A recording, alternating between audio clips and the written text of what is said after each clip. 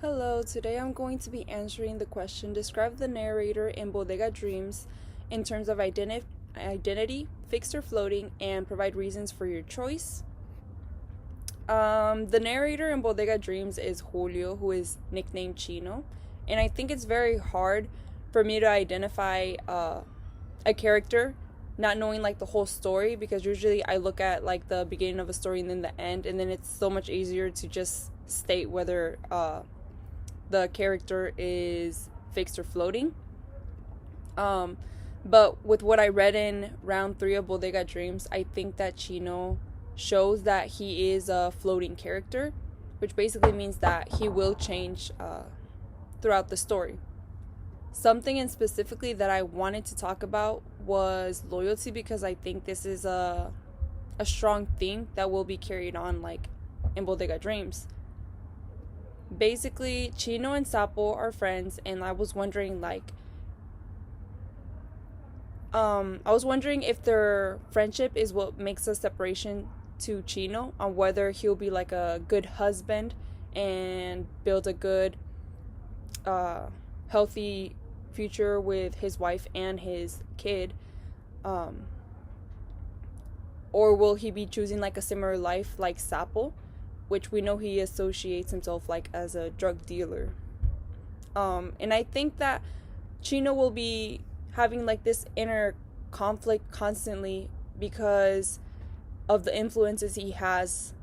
And there is a saying that made me think about as I was reading the story, that says it's basically you become what you surround yourself with. It's very cliche to say, but I feel like you'd be able to see that inner conflict with Chino with that saying, because with Chino it seems that he has Blanca, which usually like we associate white with like pure and stuff like that, but I just see her as somebody who symbolizes something like positive or like a good change or something.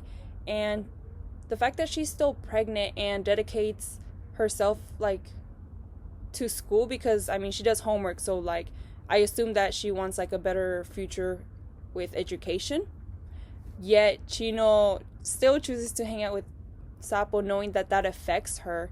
And that's like the first flag I saw. And like I just feel like Sapo seems like the guy to take him into like this bad influence. And when they go to the Bodega's house, like Bodega pulls out like a bag of weed, and Chino like describes like this imagery of how he hasn't like about like weed, and how it was like back then when he used to smoke. But then he like says that like he doesn't smoke anymore because of Blanca. Once again, somebody who's positive and like is showing like a good path. But he does like talk about how like it seems like he misses like the old times when he could smoke. So that's like another red flag that I saw, and I feel like we're going to see like a battle with him, like from like the influences he has from like the drug dealers.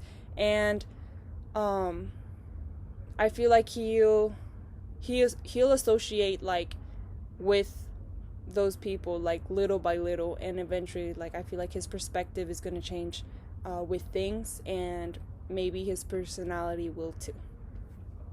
Thank you. That is it.